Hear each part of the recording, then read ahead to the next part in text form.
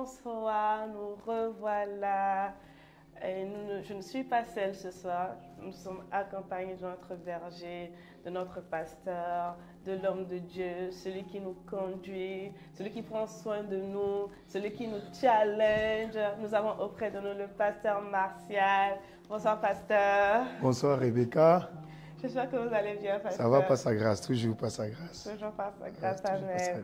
Soyez le bienvenu ce soir parmi nous. Nous sommes honorés de vous avoir accepté dans votre présence. Donc nous sommes là pour vous en tant que serviteurs, pour que le Seigneur nous accorde la grâce, nous amène encore plus loin dans sa parole. Et ma prière est que ce programme, comme il a intitulé dans les profondeurs de sa parole, et que semaine après semaine nous amène véritablement dans les profondeurs de sa parole. Pas de la parole, mais de sa parole. Amen. Pas ce que les gens ont dit, mais ce que lui a dit. Amen. Parce qu'il dit dans sa parole, tout passera, mais ce qu'il a dit ne passera jamais. Il dit parce que cette parole est certaine. Et il versit sa parole pour l'exécuter. C'est pour ça que nous sommes là ce soir. Donc vraiment bienvenue. Vous êtes sur la bonne plateforme, la bonne chaîne. Et partagez le lien à vos amis, à tous ceux que vous voulez qu'ils soient bénis dans cette période à l'atterrissage de cette fin d'année, dans ce mois d'octobre. Donc vraiment, je vous encourage de partager les liens sans modération. Voilà. Et par la grâce de Dieu, le Seigneur va nous amener encore par son esprit, à aller en profondeur de sa parole. Car nous ne savons pas comment il convient de prier. L'esprit lui-même sonde par l'esprit, par des paroles inexprimables. Et aussi, qui connaît les pensées de Dieu si ce n'est l'esprit de Dieu? Non, il sait ce qu'il a prévu pour toi ce soir. Mais la Bible dit, là où 2 ou 3 sont assemblés en son nom, il y a la libération. Et donc ce soir, la parole sera libérée et les écailles vont tomber et nous allons aller encore en profondeur dans sa présence par sa parole au nom de Jésus. Donc je vous salue là où vous êtes, que ce soit vous êtes en chemin, en rentrant à la maison, dans le moyen de transport en public, si vous êtes déjà arrivé à la maison, gloire à Dieu, si vous êtes en famille, peu importe là où vous êtes, je vous demande vraiment de rester connecté à la parole de Dieu ce soir. Parce que le Seigneur va nous faire du bien. Amen. Voilà. Amen, amen. Amen. Donc, sans plus tarder, pasteur, nous allons aller dans les profondeurs de sa parole. Au cours de la semaine, nous avons envoyé un sondage à nos bien-aimés. Et merci à toutes les personnes qui ont pris le temps de répondre à ce sondage, pasteur. Par rapport à notre parabole, qui est la parabole du bon samaritain. Donc, pasteur, nous avons posé la question à nos bien-aimés de savoir, pensez-vous servir suffisamment votre prochain? Et pasteur, nous avons eu un pourcentage de 96,2% des personnes qui ont dit, oui, je fais de mon mieux pour faire aux autres ce que j'aimerais que l'on me fasse. Ah là, vraiment. Amen, gloire à Dieu. Amen. En tout cas, chapeau alors. Oui. En tout cas. Et nous avons seulement un petit pourcentage de moins de 4%, pasteur, qui dit non, je mets mes intérêts priment sur tout. Donc, pasteur, nous allons prier pour ces 4 pourcentages de personnes. Peut-être que c'est le contraire, peut-être que les 4 ils ont été réels, ils ont été vrais. et ils ont vraiment creusé, ils ont pesé, et ils se disent non, ils ne sont pas encore à la hauteur. Je ne sais pas. En tout cas, gloire à Dieu pour votre honnêteté. Ce sera l'occasion pour nous de prier avec. Amen. Donc, la deuxième question par rapport au sondage de la semaine, c'est êtes-vous une personne pleine d'amour pour votre prochain? Et pasteur, nous avons eu 75,5% de personnes qui ont répondu absolument. L'amour et la compassion sont présents naturellement en moi. Gloire à Dieu pour vos vies. Nous avons 24,5% de personnes qui ont dit « J'avoue que je dois souvent me forcer à aimer mon prochain. » Donc, ça ne vient pas naturellement. J'aime mon prochain, mais je dois me forcer parfois. Donc, voilà. Et il n'y a pas de pourcentage d'autres. Je vois l'autre là, non, qui ne gêne pas. Celui qui... Non, pasteur, personne n'a répondu. Ok. Personne n'a répondu. Vous savez, c'est un sondage. Donc, avec le sondage, on peut mettre ce qu'on peut mettre. Ok, mais ça nous donne quand même une idée. Ça nous donne un état de lieu de la situation de chaque personne. Exactement. Plus ou moins de nos auditeurs et ceux qui nous suivent. Et c'est encourageant. Amen. Amen. Voilà. Donc, pour continuer le sondage, pasteur, on a posé la question de savoir, à quoi regardez-vous avant de faire du bien à votre prochain? Est-ce que vous vous focalisez sur l'apparence? Est-ce que c'est l'origine de la personne? Est-ce que c'est la religion de la personne? Et pasteur, nous avons 17 personnes qui ont répondu honnêtement que c'est par l'apparence et le comportement qu'ils regardent avant de faire le bien.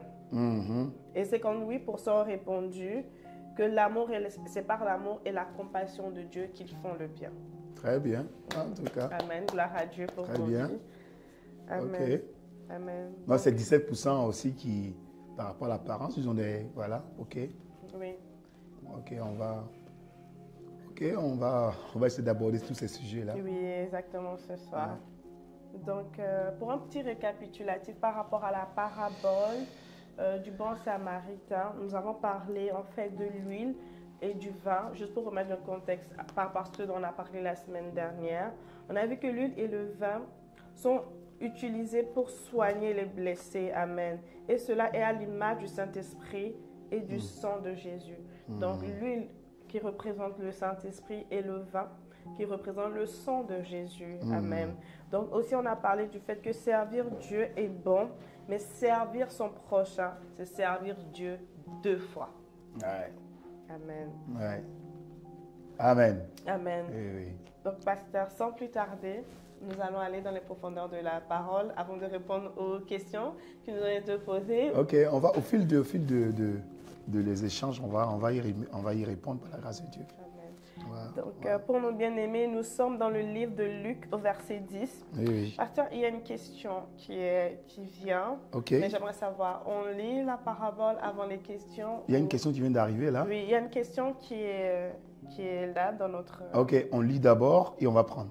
Ok, pasteur, Okay. Amen. On va remettre le contexte et puis on va prendre la question. Amen. Nous sommes dans le livre de Luc 10, à partir du verset 25. Donc, Amen. Pour nos bien-aimés, prenez vos Bibles, c'est vraiment important. Lisons la parole tous ensemble. Amen. La parabole du bon samaritain.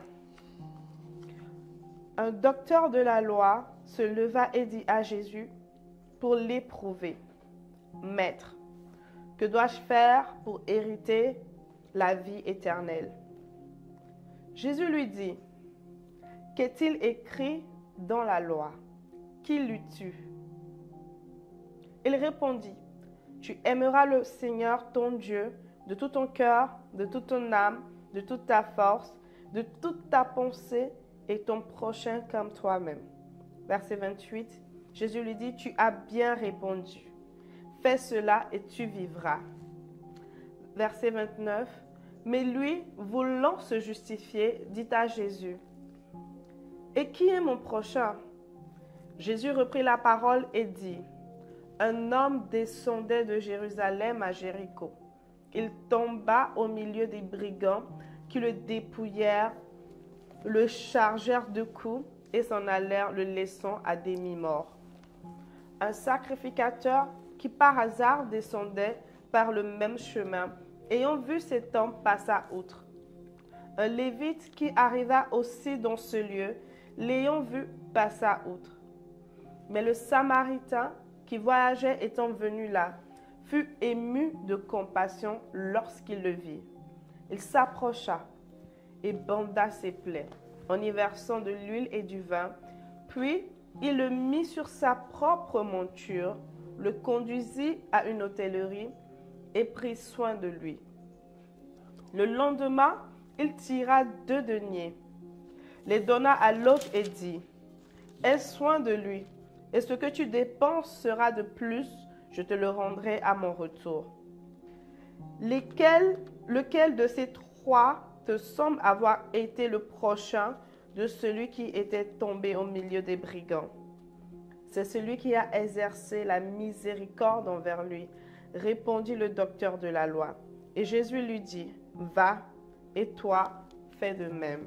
Amen. Amen, amen, amen. Amen, amen, amen. Très bien. On va juste prendre la question là. Oui, pasteur. Et on va repartir à partir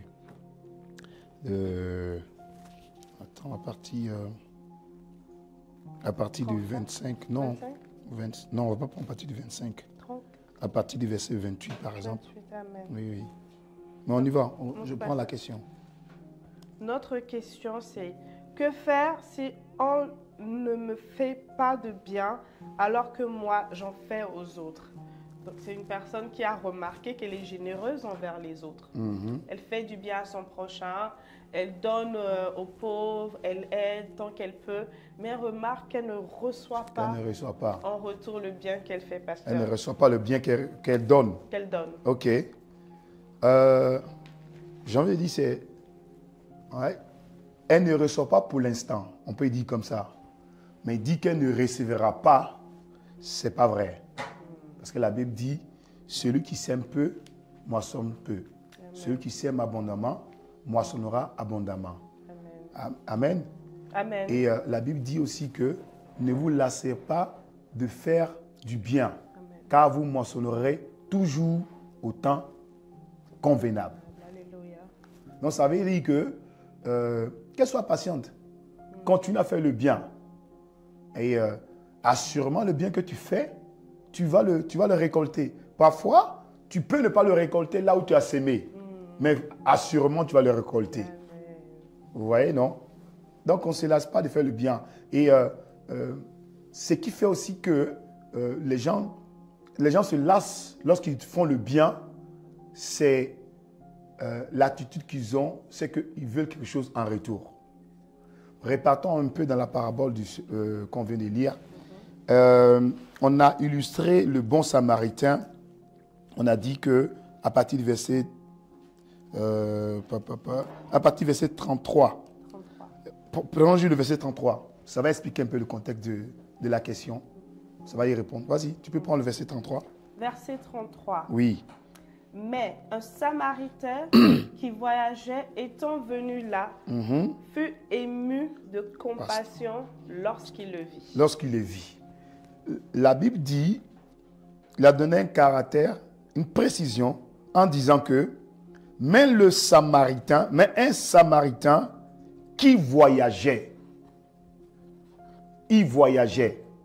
Ça veut dire quoi? Il voyageait. Maintenant, quand tu regardes un peu, il voyageait. Quand on voit l'action qu'il a posée, en même le lendemain, donner 2 deniers. 2 deniers pour pouvoir prendre soin de l'inconnu. Il y a un aspect important qui sort ici. La Bible dit qu'il voyageait. Ça veut dire que l'action qu'il a posée, il ne s'attendait absolument à rien en retour de cet inconnu. Parce qu'il voyageait. Ce n'est pas qu'il habitait dans le secteur. Il n'habitait pas dans la ville. Il voyageait. Mais le fait qu'il voyageait ne l'a pas empêché de faire le bien. Sachant qu'il voyageait et qu'il ne va pas en récolter de cette personne. C'était tout un inconnu en fait. Parce que c'est un inconnu. Il n'y a pas un moment où le passage nous montre qu'il a eu un échange avec l'inconnu disant que je veux connaître. Voilà. Il n'a pas échangé avec l'inconnu. Il n'y a pas de change. Il n'y a pas eu de chercher à connaître avant d'abord de bénir. Chercher à s'aimer pour voir est-ce que si je sème, je vais récolter d'abord avant de s'aimer. Chercher à examiner d'abord le sol. Est-ce qu'il est fertile avant de s'aimer? Est-ce que cette personne mérite mon aide? Est-ce qu'elle mérite avant de s'aimer? Il a s'aimé. Même s'il n'avait pas l'expectative de récolter, parce qu'il voyageait. Tout à fait, amen. Vous voyez, non? Donc, il faut s'aimer. Et encore une des choses que je peux rajouter par rapport à ça, c'est mieux de s'aimer sans s'attendre à quelque chose. Parce que lorsque tu fais du bien à une personne et que tu te dis qu'on te fait en mal, on te donne en retour en mal, on te repaye par une mauvaise action, c'est parce que tu t'attendais à une bonne action. Donc ça veut dire que tu t'attachais au bien que tu faisais. Donc ça veut dire que ce n'était pas pour toi juste un bien ému de compassion, mais c'était un investissement. En guillemets. Amen. Ok? Un investissement, pasteur. Et donc du coup, lorsqu'on investit quelque part, c'est normal que le cœur, on est attaché, donc on s'attend à quelque chose. Tu es venu chez moi, j'ai vu quelqu'un, j'ai pris soin de toi, et puis demain, tu as le travail. Donc, même si je ne le dis pas, je m'attends à ce que ton premier salaire, plus ou moins, tu viennes me dire vraiment merci. Oui, pasteur. Et quand la personne ne le fait pas, l'attitude est que, on commence à dire, hey, cette personne, je lui ai fait du bien. Il a commencé à travailler, maintenant il ne m'appelle plus. Ce n'est pas qu'il ne t'appelle plus, c'est parce qu'en vérité, quelque part, tu voulais qu'il y ait une redevance. Et c'est pour cela que Jésus avait cette attitude de ne pas s'attacher au bien qu'il faisait aux gens. Et l'attitude qu'il avait, c'est qu'il disait aux gens, va, passe par un autre chemin, n'en parle pas. Amen. Jésus ne cherchait pas à avoir la reconnaissance. Il ne voulait pas la reconnaissance des actions qu'il a posées. Exactement, des personnes qu'il a aidées. Voilà. Oui. Et c'est pour cela que, parce que quand tu fais ça, automatiquement tu vas t'attacher. Oui, c'est vrai. Tu vas t'attacher. Parce que du coup, on prend un autre exemple avec Joseph. Joseph a interprété des songes. Et ils sont allés, ils l'ont oublié. Le chancelier oublia Joseph. Joseph s'est attaché à cela. Il s'attendait. Il s'attendait. Il a dit, quand tu partiras, ne m'oublie pas. Ne m'oublie pas. Mais Dieu a permis pour pouvoir lui dire, jeune homme, tu n'as pas encore compris. Je vais encore créer une situation. Ils vont t'oublier. Parce qu'il a dit, n'oublie pas. Donc, il n'a pas interprété le rêve juste pour l'interpréter. Il l'a interprété au cas où, si tu sors, hein? Souviens-toi que je t'ai aidé. Souviens-toi que je t'ai aidé pour que tu me fasses sortir de cette prison. Et la Bible dit, ils sont partis, ils l'ont oublié. Dieu a permis qu'il l'oublie pour ne pas qu'il s'attache à cela. Wow. Dieu permet l'oubli parfois afin que nous ne puissions pas nous attacher au bien que nous faisons aux autres. Ouais. Mais que nous soyons plutôt attachés à lui. À lui. Amen. Wow. Voilà. J'espère qu'on a répondu à la question. Oui, pasteur, tout à fait. Ok. Amen. Il y a une personne dans le chat qui a dit qu'il y a vraiment une différence entre faire du bien et faire un investissement. Donc, comme pasteur nous l'a dit tout à l'heure, lorsque nous faisons du bien, nous le faisons de tout notre cœur, pas parce que nous attendons quelque chose en retour. C'est par là que les déceptions viennent, pasteur. Exactement. Oui. Exactement.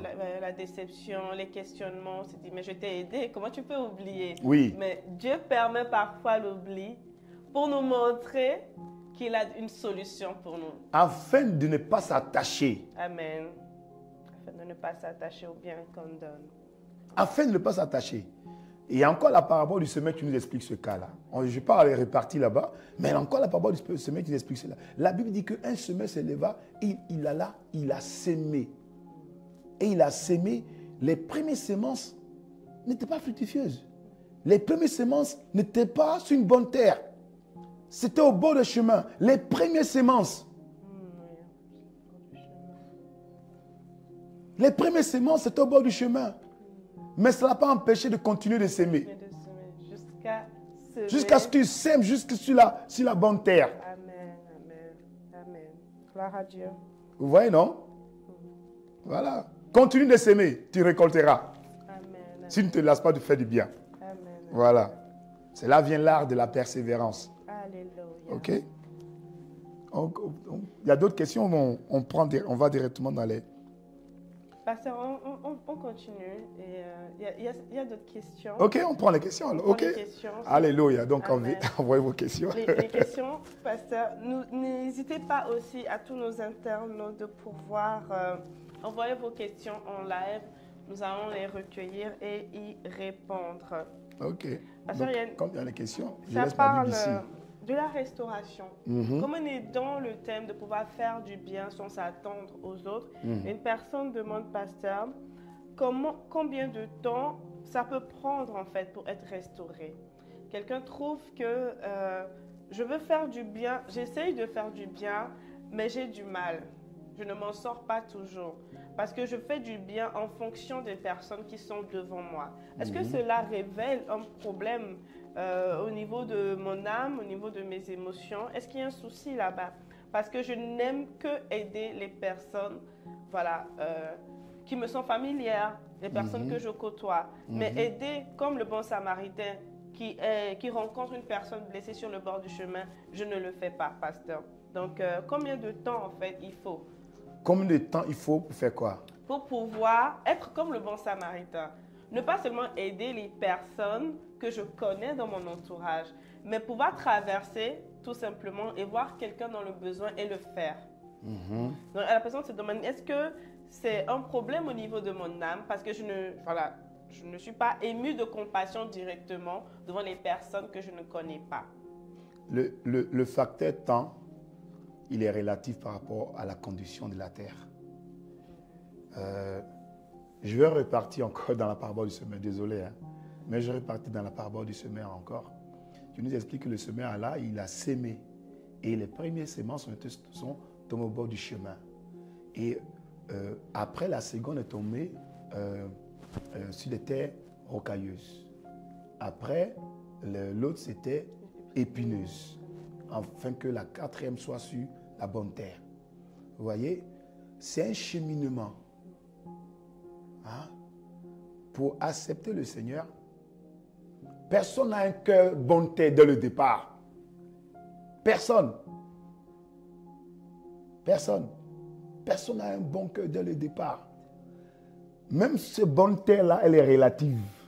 Parce que même quand on prend la bonne terre, il y a des semences qui en ont donné 60, d'autres ont donné 30 et d'autres ont donné 60 sur la bonne terre.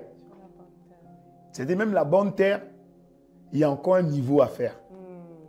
Ok? Donc si on repart au bord du chemin, c'est normal au bord du chemin. Au bord du chemin, c'est ce qui est au bord du chemin, c'est la dureté du cœur, c'est l'insensibilité. On est au bord du chemin. Ok? Et donc, Dieu donne un cœur nouveau. Mais le cœur, pour qu'il soit dans le chemin, il doit être brisé. Il doit être modelé. Ok? Il doit être malléable, comme tu le dis. Donc, tout dépend de l'état de ton cœur par rapport à la vie que tu as eue, les impacts que tu as eus, le parcours que tu as eu. Ok? Amen. Donc, le facteur temps dépend de l'état du champ de ton cœur. Si c'est un champ qui est au bord du chemin, par rapport à tout ce que tu as traversé, par rapport aux humiliations, par rapport aux injures, ça ne t'a pas laissé indifférent. Ça a laissé des dépôts dans ton cœur qui ont formaté ton cœur. Et donc ton cœur a besoin d'être réformaté. Par l'amour de Dieu, par la compassion, par la communion avec l'Esprit. Et donc du coup, ça va prendre le temps que ça va prendre. Il faut enlever, il faut d'abord ramollir ces terres-là. Il faut labourer d'abord pour que ça ne soit plus au bord du chemin. Mais il faut rabourer cela. Donc il faut, lorsqu'on va labourer, on va faire quoi? Labourer, c'est-à-dire prendre le dessus, faire du dessus-dessous, renverser. Afin que ça ne soit pas au bord du chemin. Que ça soit maintenant dans le champ. Maintenant, dans le champ, étant donné que c'était au bord du chemin, il y avait encore des pierres, donc ça sera encore rocailleux. Donc, quand tu pars du bord du chemin, que tu arrives dans le chemin, qu'est-ce qui se passe? La parabole nous explique que ils reçoivent la parole avec joie, mais il n'y a pas de racines. Pas du tout. Il n'y a pas de racines. Et donc, ça va prendre le temps de t'enraciner. Et donc, cette période-là, c'est d'enlever les pierres, tout ce qui était des dépôts, qui étaient des racines, qui étaient des dépôts d'amertume, des découragements. Au départ, on renverse. On renverse, on fait dessous. Et donc, du coup, on remet à nu ton cœur. Et maintenant qu'on expose le cœur, donc on est en train de labourer le cœur. Mais dans le labourage, ils vont envoyer maintenant, qu'on va maintenant, par le Saint-Esprit, va enlever les pierres rocailleuses. C'est les mauvais fondements. Amen. Et ça va devenir, après, il aura peut-être des épines. Et pourquoi? Parce que, à cause des vicissitudes de la vie, des challenges de la vie, c'est vrai, j'ai donné ma vie au Seigneur, je suis le Seigneur. Mais actuellement, le travail, le mariage, c'est des épines. Jésus dit, ne vous inquiétez pas de ces choses-là. Les soucis de la vie. Tu n'es plus au bord du chemin. Tu es dans le chemin. Mais tu as passé la phase de pierre rocailleuse. Tu l'as enlevé. les fondements, les mauvais fondements sont enlevés de ton cœur. Mais il y a encore maintenant les soucis de la vie, et le mariage, et le travail, et l'enfant. Je fais comment? Et mais riche pour Dieu. Il y a tellement de choses. Et ça, c'est des épines. C'est des épines. Le souci de la vie. Mais le Saint-Esprit va encore prendre le temps qu'il va prendre par rapport à la profondeur, par rapport à ta situation, par rapport à ta circonstance, par rapport à l'environnement dans lequel tu te trouves. Voilà pourquoi ton environnement doit être Éden, la présence de Dieu. Ce qui facilite. Afin d'arriver là. Et donc ce parcours des 4 dimensions de ton cœur va prendre le temps qu'il va prendre. Amen. Ça peut être en 2 mois, ça peut être en 6 mois, ça peut être en 4 ans. Exactement. Tout dépend de ta disponibilité. Amen. Parce que vous répondez à une question liée déjà, je vous donne la réponse, concernant tout dépend de ta disponibilité. Parce qu'une personne a demandé de savoir comment se fait que certaines personnes, on doit apprendre 2 personnes en fait, qui sont nées de nouveau, qui aiment le Seigneur Jésus, mais on remarque que quand tous les 2 sont exposés, par exemple, à la parabole du bon samaritain, un choisit de pouvoir manifester la miséricorde. Et l'autre, ça prend beaucoup plus de temps. Donc, quelqu'un se demandait, mais qu'est-ce qui fait ça? Comment se fait-il en fait? C'est la qualité du cœur. Parce que pour l'un qui va recevoir cette parole, va se dire, je décide de manifester la miséricorde. Je décide d'être comme le bon samaritain, que je te connaisse, que je ne te connaisse pas. Je choisis de faire le bien. Mais l'autre à côté, ça prend beaucoup plus de temps. La personne est toujours en train de dire, ah, j'ai déjà fait du bien dans ma vie, j'ai regretté le bien que j'ai fait à certaines personnes. Je suis toujours déçu des hommes, etc. Donc, pasteur, la personne se demandait, mais qu'est-ce qui explique en fait que certaines personnes sont promptes à obéir et d'autres pas. Et d'autres pas. Le vrai challenge, c'est la soif. Amen. C'est la soif, mon frère, ma soeur. C'est la soif. Amen. C'est la soif. C'est la soif qui va déterminer ta rapidité de sortir ou ta lenteur d'en finir. C'est ta soif. Amen. C'est la soif. C'est la soif. Wow. C'est la soif. C'est la soif que tu as qui va déterminer cela. D'autres n'ont pas la soif. D'autres n'ont pas la soif. Quand il y a la soif, tu vas aller plus loin. Et tu te mets des conditions pour y arriver. OK? Donc, ce qui fait que c'est la soif qui a fait que l'autre, il va aller plus vite à être un bon samaritain et un autre moins vite. Ça prend plus de temps. C'est la soif. Mais je l'ai dit une fois ici, la soif se repose sur quoi? La soif se repose sur le réma de l'identité que tu as reçue de toi. Wow. La foi se repose sur le réma. La soif. La soif. Je répète ce que vous avez dit, pasteur. Oui. Est-ce que vous pouvez aussi écrire dans le chat, s'il vous plaît, la soif se repose sur la révélation, le réma que tu as de toi-même. De toi-même. Waouh. De l'identité que tu as de toi-même. De l'identité que tu as de toi-même. Oui, c'est ça. C'est ça. Ce soir, les écailles tombent des yeux, c'est pasteur. ça. Amen.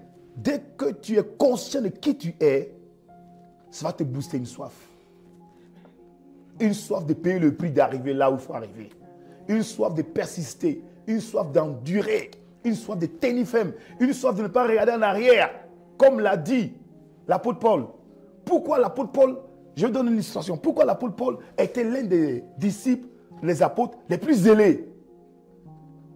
Parce que le réma qu'il a eu de Jésus n'a pas été comme les autres, comme n'a pas été comme celui de Pierre, de Jean et de Jacques. Et ils ont eu Jésus en chair et en os. Ils mangeaient avec lui, Jésus transpirait, etc.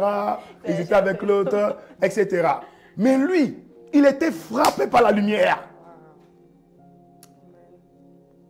Il était frappé par la lumière.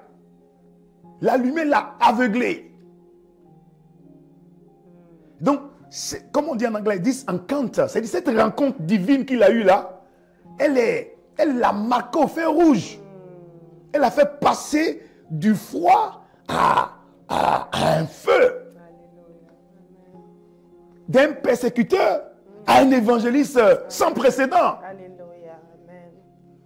Non, c'est la rencontre.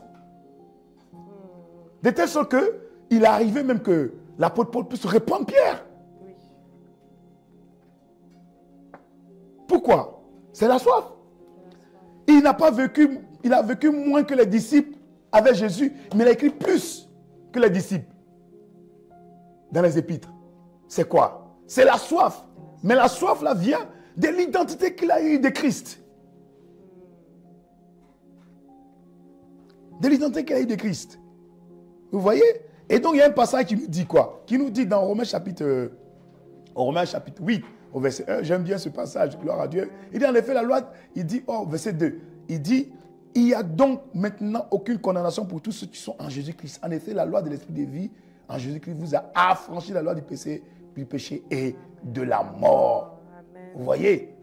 Hein? Nous avons été affranchis. Voilà. Et donc, ce réma-là, c'est le réma qui te conduit. C'est la révélation.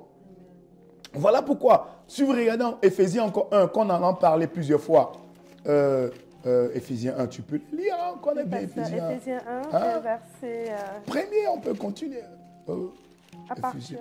Éphésiens, on connaît bien le passage, vous connaissez bien le point que je vais énumérer. Hein? Les étudiants, miséricorde. Éphésiens, il parle de...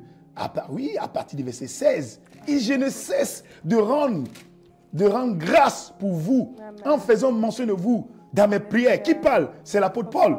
Afin que Dieu de notre Seigneur Jésus-Christ, le Père de gloire, vous donne un esprit de sagesse et quoi? Et de révélation. De quoi? Dans sa connaissance. Amen. C'est ça. Voilà la clé. Alléluia. Voilà la clé de la soif. La clé de la soif. Voilà la clé de la soif. C'est la connaissance. Voilà pourquoi le proverbe dit que la sagesse et l'intelligence, ça fait ça qu'on bâtit la maison. On bâtit la maison avec la sagesse et on la ferme avec l'intelligence. La sagesse, c'est le plus grand trésor. Mais la sagesse, c'est la connaissance. Connaître, être illuminé. Voilà pourquoi il continue dans le verset 18, et qu'il illumine les yeux de votre cœur. Amen. Pour que vous sachiez, ou encore, je vais dire encore, que vous connaissiez. Amen. Amen. Quelle est l'espérance qui est attachée à son appel? Alléluia. Lorsque tu connais, lorsque tu es conscient de l'espérance qui est attachée à ton appel, elle illumine les yeux de ton cœur. Elle te donne de la soif. Elle te donne de la hardiesse. Elle te donne du tonus. Amen. Elle te donne de la persévérance. Elle te donne de la patience, la détermination dans le coude. Parce que tu as vu là, dit non, non. Ah non. Voilà pourquoi l'apôtre dit, il dit, je jette en arrière. Amen. Je cours en avant. Je suis focus sur l'avenir. Amen. Il dit, ce qui était pour moi comme un gain, je le regarde comme de la boue, Une perte. comme une perte. À cause de quoi? Pas à cause de la richesse. À cause de quoi? De l'excellence de la connaissance de Jésus. Alléluia. Amen. À cause du remarque que j'ai eu de Christ. Alors que l'apôtre Paul, c'était un homme éduqué. Amen, oui. Un homme éduqué. Hein? Voilà. Et donc, c'est ça. La clé de la soif, c'est la connaissance. Voilà pourquoi, bien aimé, il est important de connaître. Alléluia. Amen. Tu n'as pas la soif parce que tu n'es pas conscient. Tu n'es pas conscient parce que tu ne connais pas. Ça, tu ne connais pas. Les chrétiens, ils ne lisent pas. Ils ne lisent pas. Ils ne lisent pas. Ils ne lisent pas. They don't learn. Ils ne lisent pas. Ils n'étudient pas. Ils attendent seulement qu'on envoie les prophéties. Mais c'est ça. Alors on peut t'envoyer la prophétie. Ce n'est pas parce qu'on t'envoie la prophétie que ça veut dire que ça va marcher. Il faut que la prophétie trouve un cœur qui a la connaissance Amen. de son identité. Amen. Alléluia. Wow. Je prends l'exemple de Jacob et son grand frère. Hein? Il n'avait pas la connaissance de son identité. Voilà pourquoi il a échangé cela avec un pot de lentilles. Un plat de lentilles, pasteur. Un plat de lentilles. Parce qu'il avait faim. Il avait faim. Donc, parce qu'il a été aussi trompé. Hein. Non, non, non. Oui, ça c'est... Non, il n'a pas été trompé. Il a d'abord commis cet acte-là Oui, Et c'est ce qui a crié après qu'il soit trompé. Mais il a commis cet acte lui-même, de manière délibérée, Oui. en disant, je fais quoi avec le droit de naissance moi j'ai faim, je vais manger maintenant. C'est ça. C'est parce qu'il n'était pas conscient. Il n'était pas conscient de son identité. S'il était conscient et que son petit frère lui proposait cela, il aurait dit, hey, pardon, si c'est à cause de ça, prends ton plat de lentilles, va avec, je préfère avoir la faim. C'est ça. Il n'avait pas la vision, pasteur, ni la compréhension. Donc du coup, il n'avait pas la soif. Amen. Et en d'autres termes, on a parfois la soif. On a la soif pas pour les choses qui sont bonnes, au fait. On a la soif pour les choses qui sont variées. Les gens, aujourd'hui, on a la soif de nouvelles choses. La démangeaison de tout ce qui est nouveau. Mais c'est une soif. Mais c'est une soif qui est dispersée. Elle n'est pas focalisée. Elle est dispersée. Elle est détournée. On veut de nouvelles choses. Oui. Quoi de nouveau aujourd'hui? C'est la séduction, hein, pasteur. Ah. C'est une forme de séduction dans ce monde où on court derrière tout ce qu'il y a de nouveau, alors que nous devons nous attacher à la connaissance que nous avons déjà. C'est ça. Je vais prendre un exemple tout bête par rapport au téléphone. Non. Tout le temps, on cherche de nouvelles technologies, aller plus loin, acheter. Oui. Alors qu'on oriente notre soif, mais pas au bon endroit. Pas au bon endroit. Pas au bon endroit. Pas au bon endroit, malheureusement. Pas au bon endroit. Et c'est ça la soif. Il y en a qui ont la soif de manger juste là. Les soifs, c'est juste aujourd'hui. Ils veulent manger là aujourd'hui. Ils ne pensent pas à demain. Ils ne se projettent pas sur le lendemain. Hein? Et donc, ça fait qu'ils n'envisagent pas. Et parce qu'ils n'ont pas la conscience des potentiels, parce qu'ils ne sont pas conscients de qui ils sont. Donc voilà. Donc la clé, c'est la soif. Amen. Et la soif se repose sur la connaissance du réma que tu as de toi-même, révélé par l'Esprit. Amen. Amen. Pasteur... Il y a d'autres questions? Oui, on peut continuer. Dans le chat, pasteur, non, ils sont un peu timides. Non, ils ne sont pas timides, ils sont méditatifs. Amen, ce soir. Ils sont méditatifs. Amen. Oui. À Dieu. Donc, on rend grâce à Dieu. À nous envoyer vos questions. Nous sommes là pour y répondre. Le pasteur est là par la grâce du Saint-Esprit. Donc, on repart dans le contexte de ce que nous avons abordé. Amen. On va reprendre un peu à partir du verset... oui, non. On avait pris tout à l'heure 31. Reprenons à partir du verset... verset 30 par exemple. Oui, verset 30. Verset 30. Voilà. Amen. Où Jésus reprit la parole et dit, en répondant au docteur de la loi. Amen. Nous sommes dans Luc 10 à partir du verset 30. Jésus reprit la parole et dit, un homme descendait de Jérusalem à Jéricho. Il tomba au milieu des brigands qui le dépouillèrent, le chargèrent de coups et s'en allèrent, le laissant à demi-mort. Un sacrificateur qui par hasard descendait par le même chemin, ayant vu cet homme, passa outre. Un lévite qui arriva aussi dans ce lieu, l'ayant vu, passa outre. Mais un samaritain qui voyageait étant venu là, fut ému de compassion lorsqu'il le vit. Point. Répartons. Il dit, Jésus reprit la parole et dit, un homme descendait de Jérusalem à Jéricho. Il tombait au milieu des brigands et qui le dépouillèrent et le chargeaient de coups et s'en allèrent, le laissant à demi-mort. Les brigands qui lui dépouillèrent, à votre avis, c'est qui? À votre avis, c'est qui? C'est les brigands. Les brigands. À votre avis, nos chers internautes, selon vous, que représentent les brigands? Les brigands? Hein? Les brigands, c'est une attitude. Hein? C'est un comportement. Vous pensez qu'un brigand, c'est seulement quelqu'un de l'extérieur? La parabole parle ici du contexte de qui est ton prochain. Ok? Qui est ton prochain? Qui est ton prochain? Et il parlait ici à un docteur de la loi. dont on veut parler ici, on parle de quelqu'un qui est prêtre, pasteur, docteur de la parole, qui connaît la parole. Donc on parle ici d'un cadre chrétien. On ne parle pas d'un cadre non chrétien. OK? Donc parfois quand on parle de brigands, on a l'impression que ce sont seulement des gens de l'extérieur, de non-chrétiens. Non. Ça peut être un chrétien. Un brigand, ça peut être quelqu'un qui est à l'église. Quelqu'un qui vient à l'église. Mais quelqu'un dont sa vie, il est descendu. Il est descendu. C'est-à-dire sa manière de vivre n'est pas au standard du royaume. Mais il est chrétien. Il vient à l'église. C'est le type de personne où l'autre n'existe pas. L'autre n'existe pas. L'autre ne compte pas. L'autre n'a pas besoin d'exister. C'est le type de chrétiens, ils sont prêts à tout faire pour récupérer. Que ce soit une position à l'église, que ce soit un poste. C'est le type de chrétien qui est prêt à même mettre des pots de bananes pour dépouiller l'autre. Salir l'image de l'autre.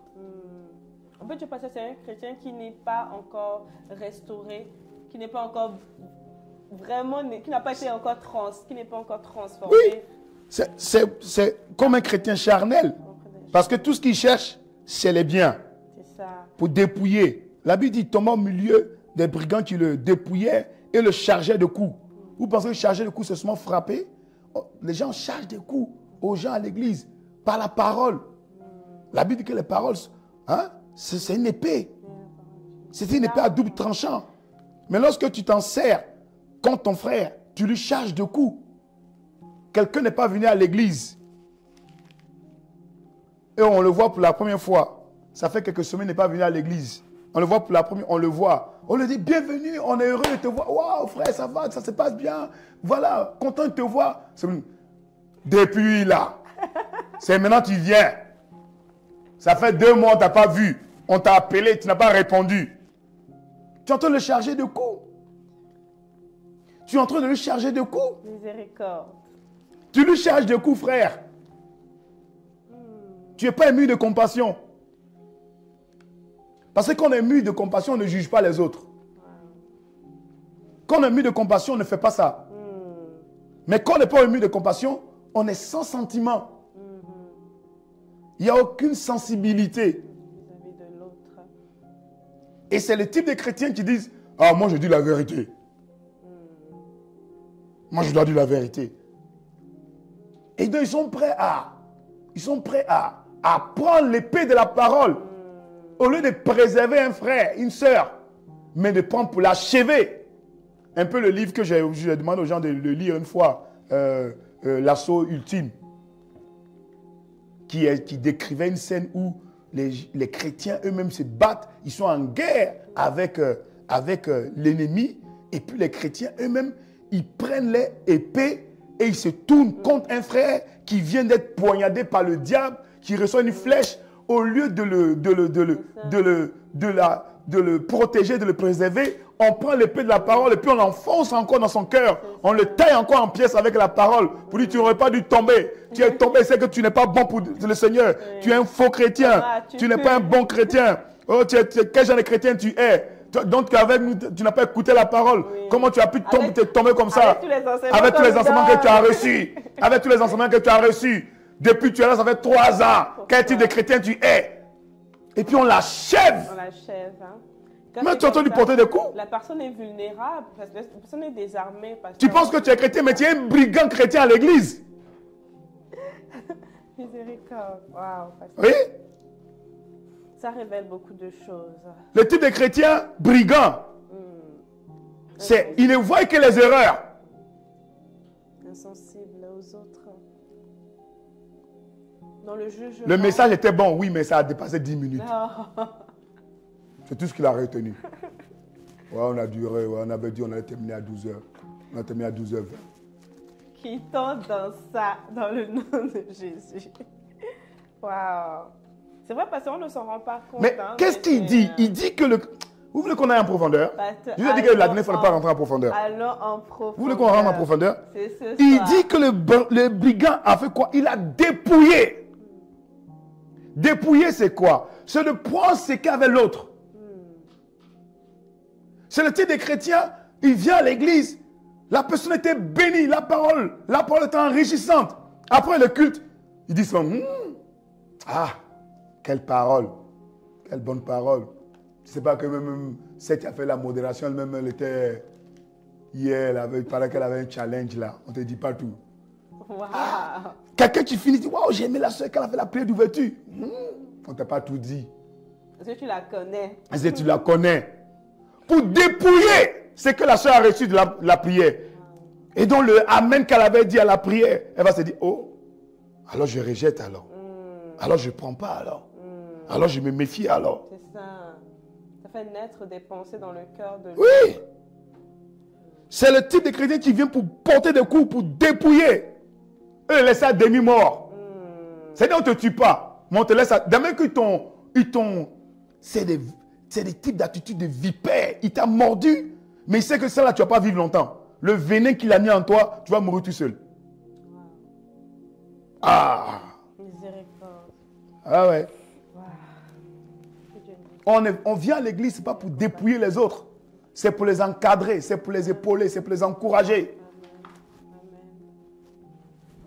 Amen. Motivation de cœur, amen. Et le type de chrétien avec cette attitude de brigand, c'est que c'est seulement les bonheurs qui comptent. C'est seulement les bonheurs qui comptent. Le bonheur des autres, ça ne les compte pas. Ils sont prêts à aller loin, aller même créer des faux rapports, des faux témoignages pour accuser. Pour accuser. Sois libéré de cette mentalité au nom de Jésus. Au nom de Jésus, amen. Sois libéré. Amen. Parce que la Bible dit, cet homme-là descendait. Et il dit, un homme descendait de Jérusalem à Jéricho. Il descendait. Et il est tombé au milieu. Il descendait. Ce n'est pas parce que quelqu'un, sa vie commence à descendre. Ce n'est pas parce que quelqu'un, il marchait avec le Seigneur et il commence à trébucher. Ou il a trébuché. Ou sa vie ne va pas bien. Ce n'est pas pour ça que... Parce que quand il descendait, et on lui a tendu un piège. Alléluia. Amen. Ah, Amen. sois libéré au nom de Jésus. Amen, amen, amen, amen. Amen. Donc, pasteur, nous allons persévérer dans la On lecture. continue. Amen. Et donc, ce que je peux comprendre un peu ici, c'est qu'il y a un ressort un peu de l'attitude du brigand vis-à-vis de son prochain. Vis-à-vis de son prochain, le brigand, son prochain, ça le désintéresse. D'ailleurs, c'est une opportunité pour lui de pouvoir récupérer tout ce qu'il a. Parce que les brigands n'ont pas eu compassion. Non seulement ils le dépouillèrent, mais ils le chargèrent de coups. Ils le chargeaient de coups. Ils l'ont abandonné. Ils l'ont frappé. Ils l'ont laissé à demi-mort. Parce que certains chrétiens passent par ce genre de situation où ils sont laissés à demi-mort. Oui. Mais gloire à Dieu pour le Samaritain. Le bon Samaritain. Qui arrive. Sois un bon Samaritain au nom de Jésus. Amen. Pasteur, nous avons une question reçue dans le chat. Oui. Et on va prendre le deuxième cas. Amen. Il dit, pasteur, j'ai une question. Est-ce que quelqu'un peut avoir cette attitude et ne pas vraiment être conscient qu'il est un outil de nuisance par son comportement, comme ce qu'on a décrit tout à l'heure? Oui. Oui. Et ne pas être conscient qu'il est un outil de nuisance, en fait. Il peut ne pas être conscient du degré de l'impact qu'il a par les actions qu'il pose. Il peut ne pas être conscient. Oui, il peut ne pas être conscient. Mais s'il a une vraie communion avec l'Esprit, le Saint-Esprit va lui montrer. Mais la réponse est nette. C'est que pour avoir une telle attitude, c'est que ta communion avec l'Esprit, avec le Saint-Esprit, n'est pas en bon terme. Parce que le Saint-Esprit va te convaincre des péchés et des jugements. Ouais, non. Et donc c'est un chrétien charnel. Et donc on va avancer parce que je vais terminer un peu tôt là encore. Hein? À cause du programme, on a un programme avec le PP tout à la 21h. Et donc, on continue. Le deuxième, c'est un sacrificateur qui, par hasard, oui, tu peux le lire, vas-y. Un sacrificateur qui, par hasard, descendait par le Lui aussi, même il chemin. descendait par le même chemin. Ayant vu cet homme passa outre. Hein? L'attitude du sacrificateur. Il passait outre. Pourquoi? Parce qu'il partait quelque part. Parce qu'il n'avait pas envie de soi de se mêler, en guillemets, de ce qui ne lui regardait pas. C'est ça. Il voit une situation, il voit un frère en train de saigner, mais il choisit d'ignorer et de passer outre son chemin. Ce n'est pas mon problème. Alors qu'il est la personne la mieux placée en ce qui concerne le fait de connaître ses devoirs envers son prochain. Hein? Il passait outre. Et donc, l'attitude du sacrificateur, et tu peux continuer, on va prendre encore le Lévite. Le Lévite qui arriva aussi dans ce lieu, l'ayant vu, passa outre. L'ayant vu, passa outre. Donc, on voit ici trois groupes. Le premier groupe, c'est ceux qui ont vu, qui ont vu cet homme qui descendait de Jérusalem à Jéricho, qui lui ont tendu un piège et qui l'ont dépouillé. Et le deuxième groupe, c'est le sacrificateur et le lévite. Vous voyez, non? Et le sacrificateur et le lévite, eux, ils ont eu une même attitude, c'est qu'ils sont passés outre.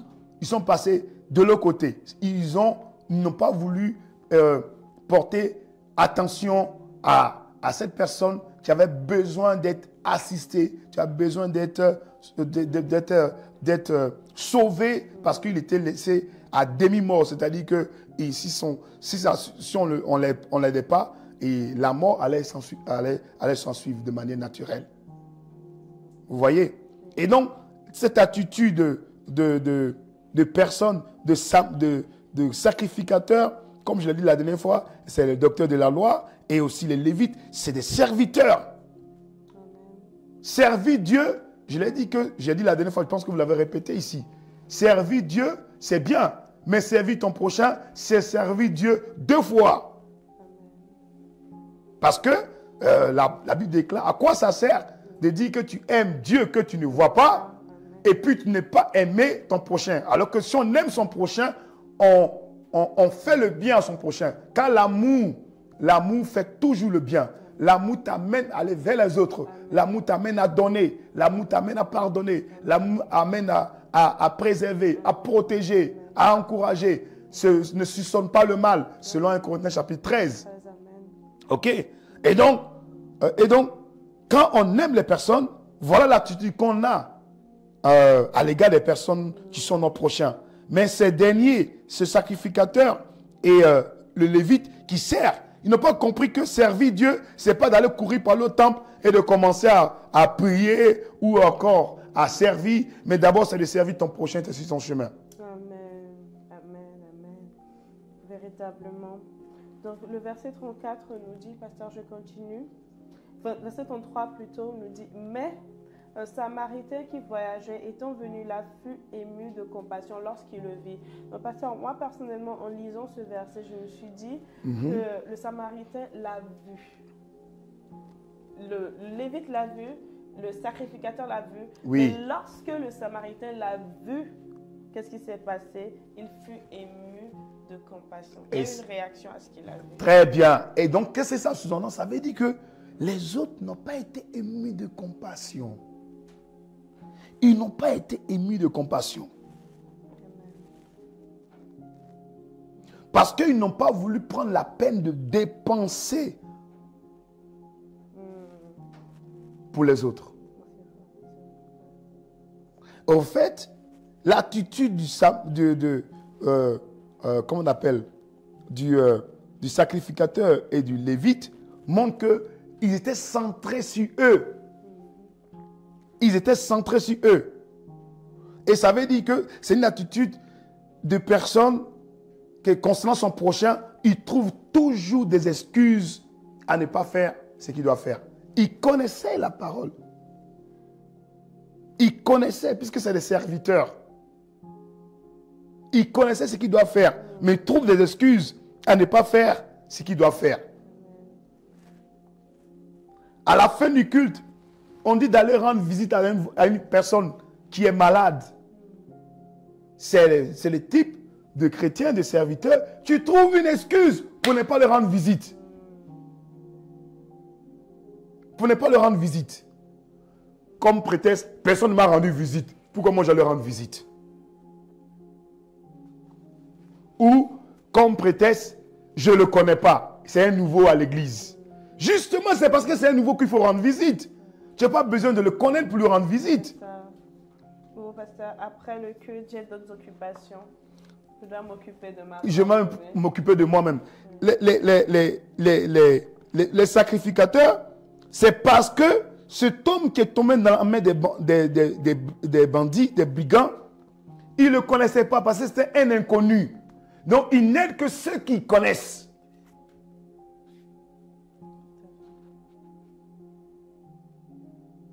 Ils sont émus de compassion que ceux qui sont avec eux. Si c'était un lévite, il allait s'arrêter. Si c'était un sacrificateur, il allait s'arrêter. Mais c'est parce que c'est un inconnu, il ne s'est pas arrêté.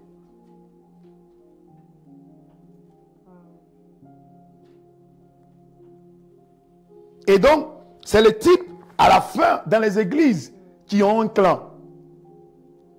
On est entre nous. Pas vous. Ils sont que serviables à ceux qui les a rendus service. Sois libéré de cette mentalité. Amen. Ton prochain, c'est ton prochain. Ton prochain ne veut pas dire forcément celui qui te fait du bien. Ton prochain est celui que Dieu met sur ta vie.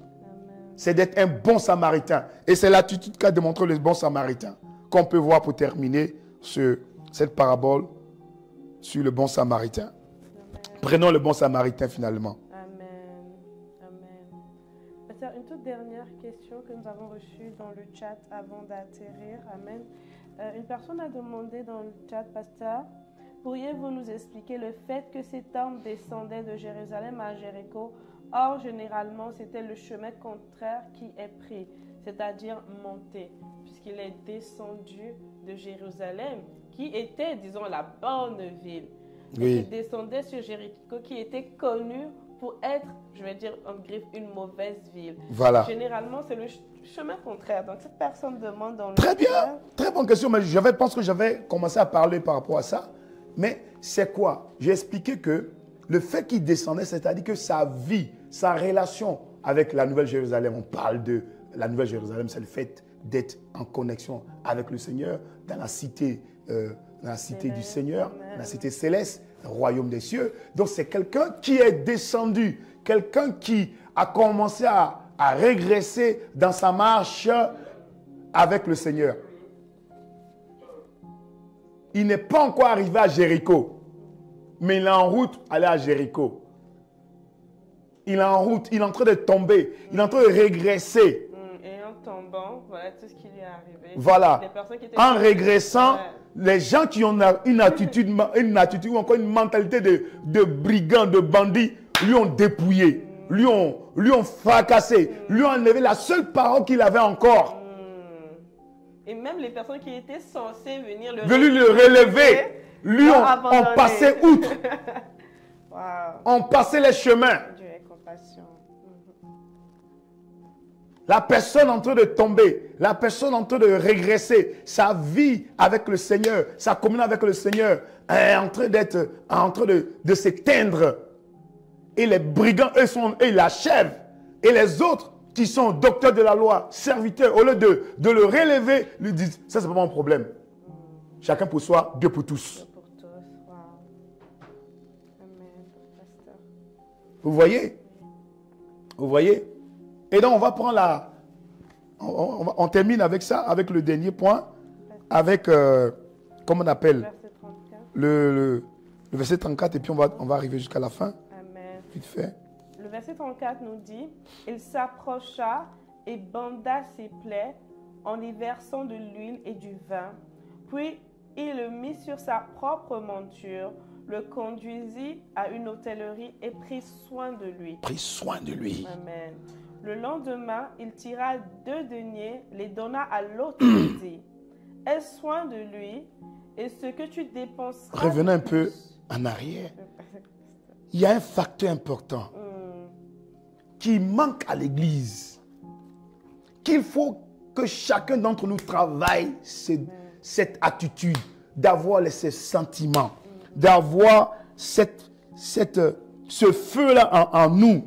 La Bible dit, mais un Samaritain qui voyageait, et étant venu là, fut ému de compassion lorsqu'il vit. Bien-aimé, quand tu vois quelque chose, nous devons marcher avec la compassion. Nous devons marcher avec la compassion.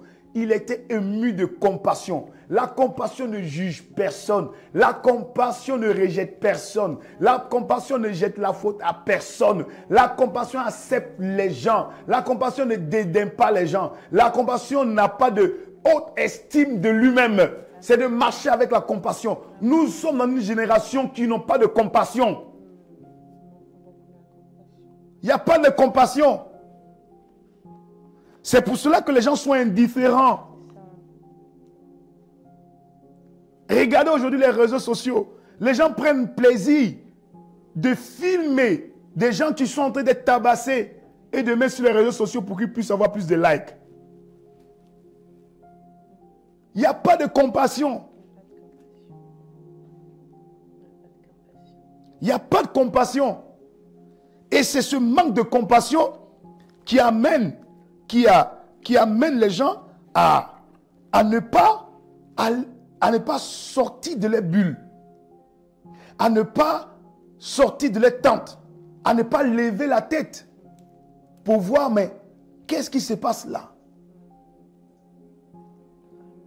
Des gens peuvent voir des personnes qui sont là, sur la route, qui sont malades, et ils vont passer dessus, ils vont avancer. La société est en train de nous construire de telle manière qu'on n'ait pas de compassion. De compassion. La compassion, c'est de manière pratique l'amour qu'on ressent. Amen. Quand tu aimes, tu as compassion. Regardez le fils prodigue qu'on a parlé de ça la fois dernière, la parole du fils prodigue. Le père, il n'a pas blâmé le fils parce qu'il avait compassion. Parce qu'il avait compassion. La preuve en est, lorsque même son grand frère, le grand frère du petit frère, lorsqu'il fut hérité contre son père lui a expliqué des manières. Il dit, mais pourquoi te fâches-tu si je prends, on se réjouit de ton frère qui était perdu. Son père marchait avec la compassion. Mais le grand frère n'a pas la compassion. Il était le juge du petit frère. C'est la compassion. C'est l'avocat. La compassion. Et la compassion, c'est lorsque quelqu'un est dans une situation, te dit, qui marche beaucoup avec le pardon. Tu te dis, de toute façon, ça peut arriver à tout le monde. Ça peut arriver à tout le monde. Nul n'est parfait. Amen. Et donc, lorsque quelqu'un tombe, on le relève. Et c'est cette attitude-là même qu'a Jésus vis-à-vis de nous, qui nous amène, à chaque fois qu'on lui demande pardon, il nous pardonne. Parce qu'il est mis de compassion. Voilà pourquoi lorsqu'il a été percé, étant cloué à la croix de Calvaire, pour le péché de l'humanité, et il a dit, Père, pardonne-les, car ils ne savent pas ce qu'ils font. Amen. Il avait encore compassion. La Bible nous dit aussi que Dieu ne nous traite pas en fonction de nos péchés. Mais bien au contraire, amen. Il a miséricorde de nous lorsque nous revenons à lui, lorsque nous nous repentons. Exactement. Exactement. C'est la compassion. Amen. Alléluia. Amen. Il dit encore dans Romains chapitre 13. Romains 13 nous dit quoi? Il dit, on va prendre le verset qui parle du commandement. Il dit en effet les commandements, verset 13. Romains chapitre 13, verset 9. Il dit en effet, les commandements, tu ne commettras point d'adultère, tu ne tueras point, tu ne déroberas point, tu ne convoiteras point, et ce qu'il peut et encore avoir ne se résume dans cette parole-là. Amen. Une seule parole. Hein? Tu aimeras ton prochain comme toi-même. Verset 10. L'amour ne fait point de mal au prochain. L'amour est donc l'accomplissement de la loi. L'amour est l'accomplissement de la loi. Amen. L'amour ne fait point de mal au prochain. L'amour est donc l'accomplissement de la loi. Alléluia. Marchons dans l'amour. Marchons dans l'amour. Je prie que tu reçois cette grâce-là de marcher dans l'amour. Amen. Et que même si quelqu'un tombe, même si quelqu'un est dans l'erreur, mais que tu sois avec une attitude de compassion. Amen. Et c'est ça le cœur du Seigneur. C'est un cœur nouveau, un cœur qui ne dédaigne pas, un cœur qui ne garde pas rancune, un cœur qui ne cherche pas la vengeance, un cœur qui est ému de compassion. La Bible explique qu'à chaque fois que Jésus faisait le miracle, il y avait un facteur qui l'amenait, c'est qu'il était ému de compassion. Celui qui avait la parabole de celui qui refusait de pardonner sa dette, c'est pourquoi son maître lui a pardonné sa dette. La Bible dit, le maître ému de compassion. Ému de compassion. Soyons une église de compassion. Amen. Soyons un peuple de compassion. Amen. Soyons une famille de compassion. Amen. Je reçois. Amen. C'est la clé qui active pour faire de toi un bon samaritain. Amen. Amen. Amen. Alléluia. Amen. Donc on va arrêter là aujourd'hui par rapport à cette parabole. S'il y a d'autres questions, est-ce qu'il y a des questions?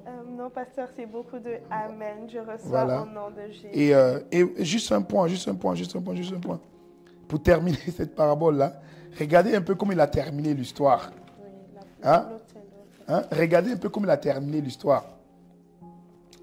Verset Verset 35 ou 30, 36. 36? Verset 36. Il dit, lequel de ces trois te semble avoir été le prochain de celui qui était tombé au milieu des brigands? C'est celui qui a exercé de la miséricorde envers lui, répondit le docteur de la loi. Le docteur de la loi n'a même pas voulu parler du Samaritain. C'est-à-dire que tout ce que le Seigneur a expliqué ici n'a pas touché le cœur du docteur de la loi d'apprécier un Samaritain. Il n'a pas même... À la fin, Jésus a parlé du Samaritain, mais il n'a pas voulu citer le nom du Samaritain. Parce que la petite histoire, c'est que les Samaritains étaient mal vus vis-à-vis des Juifs. Il n'a même pas voulu citer le nom du Samaritain. Il a dit, c'est celui. C'est celui. C'est celui. Et Jésus l'a ramené à ce qu'il avait dit auparavant. Va. Et toi, fais de même. Il n'a pas dit, toi, sois de même. Il dit, fais. Il y a une action, tu dois faire. La compassion te pousse à agir. Amen. La compassion te pousse à faire. Faire, ça ne veut pas dire forcément que tu as envie de faire. Mais il y a une action. Mais tu dois faire. C'est ça. Ce n'est pas parce que je le sens, je ne le sens Oui. pas. Est-ce que comment on appelle, le Samaritain qui a vu, est-ce qu'il forcément il avait envie? La Bible qu'il partait en voyage. Peut-être qu'il a raté son vol. Il a raté son voyage. Il a raté son entretien, son rendez-vous. Mais est-ce qu'il était content de rater le rendez-vous? Non. Mais il le fait. La compassion l'a poussé à se détourner. À agir. À agir, amen. Est-ce que les dédaignés qu'il avait là, c'était pour donner à quelqu'un? Non. Non. Non, pasteur. Il a donné. Ce n'était pas prévu. C'était pas prévu. Mais il a choisi de faire le bien. Il a choisi de le faire, le bien. Amen. Et donc, je termine avec ce point. Tu n'as pas besoin d'abord de sentir avant de faire. Tu dois obéir. Amen, amen. Et le sentiment viendra plus tard. Amen. L'obéissance, ce n'est pas avec les sentiments. Tu dois obéir base à la connaissance que tu as de toi-même. Amen. Tu es la lumière. Amen. La lumière ne peut pas sauter les ténèbres. Amen. La lumière doit briller dans les ténèbres. Tu es le sel. Le sel ne doit pas éviter d'avoir un contact avec l'eau. Amen. Le sel ne doit pas dire, j'ai pas envie de me dissoudre. Bien sûr que le sel doit venir rentrer dans l'eau pour apporter la saveur. Amen. À ce là où c'était fade. Amen. Tu es le sel. Mais si tu gardes ta saveur, Jésus dit tu la perdras. Parce que même ce que tu crois que tu la part, on t'enlèvera ce que tu as. Donc fais le bien. C'est une parole forte. Fais le bien. Tu n'as pas besoin. Vous pensez que les personnes, moi, j'ai été tellement... Les personnes qui m'ont offensé, et puis que je regarde la situation, et puis je parle. Vous pensez que j'ai envie de pardonner? Vous pensez que c'est parce que je ne suis pas touché? Non. Mais j'ai dit, je fais ma part. Comme l'a dit Jésus, va et fais ta part. Ça veut dire que peut-être que tu n'as pas envie de le faire, mais fais-le. Peut-être que tu n'as pas la conviction de le faire, mais fais-le par acte d'obéissance, parce que c'est la loi. C'est le commandement qui renferme toutes les autres lois et les prophéties. C'est l'amour. C'est l'amour. Alléluia. Tout passera, mais l'amour ne peut pas passer. L'amour, c'est le qualificateur. Quand tout ce que tu as fait, tes œuvres vont passer au feu, ce qui va rester, ça sera preuve par rapport à l'amour. Est-ce que tu l'as fait par amour? Voilà pourquoi Jésus a dit, il y en a qui viendront de nos jours, me diront, Seigneur, Seigneur, n'avons-nous pas guéri les gens? N'avons-nous pas chassé les démons? Mais est-ce que tu as fait ça par amour? Parce que tu peux le faire pas juste pour que tu sois reconnu, par reconnaissance. Pour que tu sois vu. Par investissement. Par investissement, parce que tu veux être connu. C'est ça. Wow. Mais est-ce que tu as fait par amour? Est-ce que tu as fait par compassion? Que Dieu nous ramène au véritable amour, qui nous pousse à aller vers les autres. Amen. Seigneur, nous prions dans le nom de Jésus.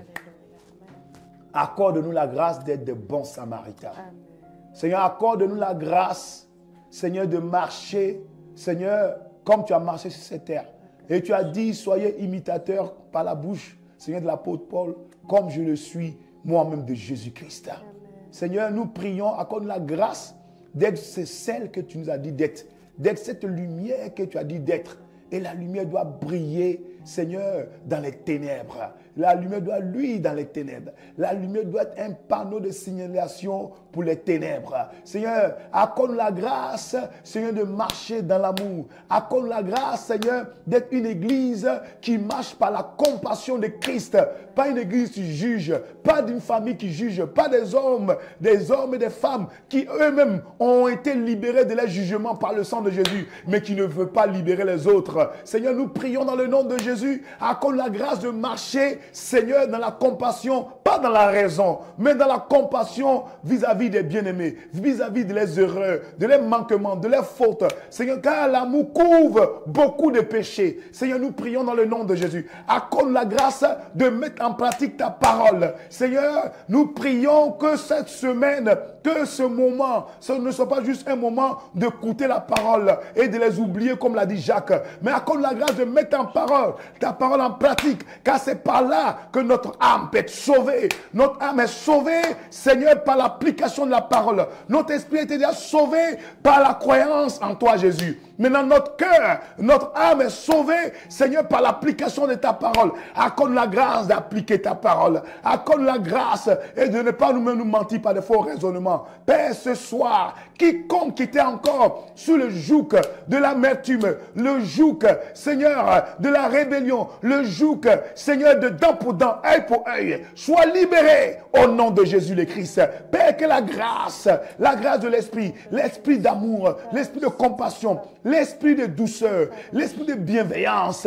Seigneur, quand tu dis de nous ne pas nous lasser de faire le bien, car nous nous moisserons toujours au temps convenable. Père, nous prions, Seigneur, accorde la grâce d'être cette famille qui épaule, qui encadre, qui encourage des bons samaritains. Père, nous prions, fais de nous des bons samaritains pour nos familles, pour nos frères, pour les personnes que tu mets sur le chemin de notre ville, de notre maison, de notre quartier, de notre environnement. Au nom de Jésus, accorde la grâce d'être celle qui impacte cette lumière qui brille au nom de Jésus le Christ. Père, nous te rendons toute la gloire pour ce moment. Béni soit ton nom, reçois toute la gloire dans le nom le plus excellent, dans le nom de notre Seigneur Jésus-Christ. Nous avons ainsi prié avec action de grâce et nous disons Amen. Amen. Amen. Gloire à Jésus. Est-ce que nous pouvons acclamer le Seigneur là où nous sommes? Amen. Amen. Mais nous voilà à la fin de notre moment d'impact dans les profondeurs de sa parole. Mais nous croyons que nous repartons étant challengés, étant bénis et ont choisi de poser des actions guidées par l'amour, guidées par la miséricorde, guidées par la compassion du Seigneur. Amen. Amen. Donc nous nous donnons rendez-vous mercredi prochain à la même heure. Pour une nouvelle thématique. Pour une nouvelle thématique par la grâce de Dieu. Voilà. Nous allons encore plus loin. Amen. Amen. Donc nous voulons rappeler les programmes de la semaine pour ceux qui sont en Allemagne, au Luxembourg, en Belgique, en France. Demain, c'est les GI. Oui. Les jeudis, le rendez-vous des familles d'impact. Effectivement. Donc, si vous n'êtes pas dans une famille d'impact, rapprochez-vous d'un membre de l'Église, d'un ami, d'un frère. Témoignons la miséricorde et l'amour déjà. Et voilà. Pour vendredi, nous avons nos moments d'atmosphère de gloire à partir de 19h30. Ici à Luxembourg, nous avons un moment d'impact. Nous recevons le pasteur Jesse de l'église de Croissy-Beaubourg qui sera avec nous. Donc, si vous pouvez vous déplacer, en tout cas, nous vous accueillons. Ça serait un moment fort, intense. Amen. J'ai eu le pasteur Jesse hier. Et donc, il vient pas seul, il vient avec son équipe. Donc, ça va déménager ici au Grand Jeu de Luxembourg. Amen. Donc, franchement, venez, soyez prêts pour un moment d'impact, un moment aussi d'enseignement, de libération, un moment d'impact. Il vient avec le manteau et on rend grâce à Dieu pour cette opportunité que nous aurons d'avoir le pasteur Jesse et son équipe ici au Grand Jeu de Luxembourg. Pasteur, il y a des personnes de l'Allemagne qui demandent est-ce qu'il y aura un lien Zoom? Ben ça, je ne sais pas. Peut-être, je pense bien, je ne sais pas. On verra avec la régie. On verra avec la régie. Ok, voilà. Amen, amen. Donc, et dimanche, nous avons à Luxembourg nos 2 cultes de célébration à partir de 8h30 9h. Et le deuxième à partir de 11h30. Voilà, le deuxième à partir de 11h30. Et le deuxième culte, il est totalement particulier. Voilà, totalement particulier. Voilà. Un premier culte, un culte d'enseignement. Et le second culte, un culte enseignement et prière. Voilà. Donc, voilà, à vous de faire le choix. OK? Amen. Voilà. Donc, excellente soirée à chacun de vous. Vous saluons. Soyez bénis, on est ensemble. God bless you. Que le Seigneur vous bénisse abondamment. Bonne semaine. Et à mercredi, on est ensemble, on gagne ensemble. Peace. Voilà, peace. Soyez bénis. Amen. Voilà. Excellente semaine. Au revoir. Bonne semaine à toute la famille.